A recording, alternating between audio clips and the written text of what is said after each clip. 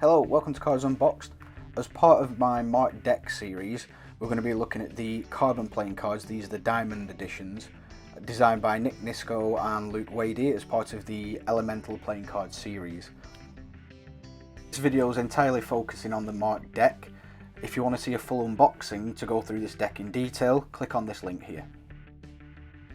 This back design is hiding a full marking system, which means that it shows you not just the suits but also the value as well.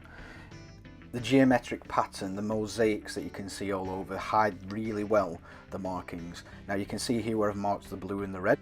The red represents the locations of where you can find the markings. The blue boxes represent just a mirror image of those markings as well, so you can see the markings reflected backwards on the opposite side. Now this is a visual marking system for the values, but a coded marking system for the suits. What I mean by that is that the values, you'll be able to see them quite visually without having to do any kind of decoding or working out, but the suits themselves don't just say, for instance, spades, hearts, clubs and diamonds. They're represented with a symbol and you've got to remember which is which. First card we're looking at here is obviously the ace. Now I'm not sure if you're going to be able to see this without it popping up, so I'll show you in a second, but in the bottom right hand corner of that geometric mosaic there's actually an A in slightly bolder font. There you go, I've highlighted it in red now so you can see it, and you can also see the mirror image in blue.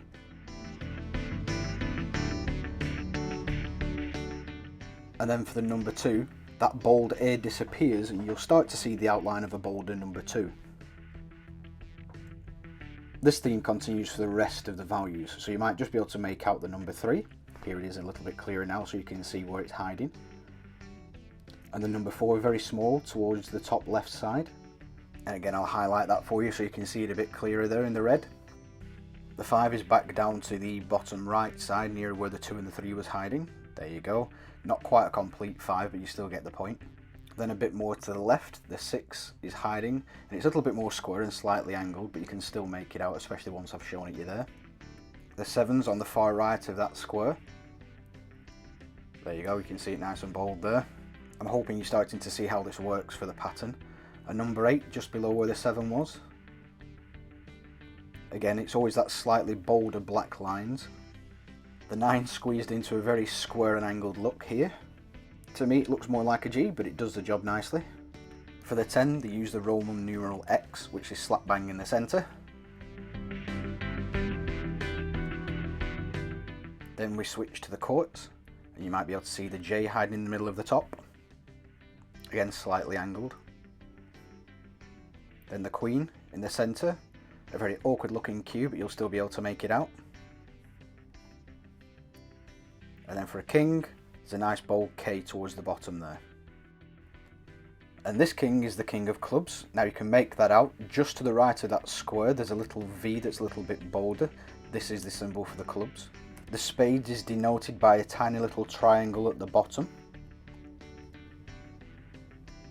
The hearts is denoted by a tiny little triangle at the top. And the diamonds is denoted by a little bit of a thicker line close to where the clubs was represented. You'll be able to see that here. So the visual value system I think works really well. The marking system for the suits I think is a little bit more difficult. The markings for some of them are quite small. Either way I think it's pretty imperceptible to somebody that doesn't know that it's there, which is the whole point of a good marking system. Now this deck was advertised as being able to pass the riffle test, or nearly pass the riffle test. Now I'm not entirely sure about that. I can see that animation quite clearly on both sides. That said, would you necessarily spot it if you didn't know it was there? I'm not entirely sure. Criticisms aside, I actually really love this deck. I think the design's really nice, the marking system's good, they handle really well, and it just looks nice and clean. Leave a comment and let me know what you think.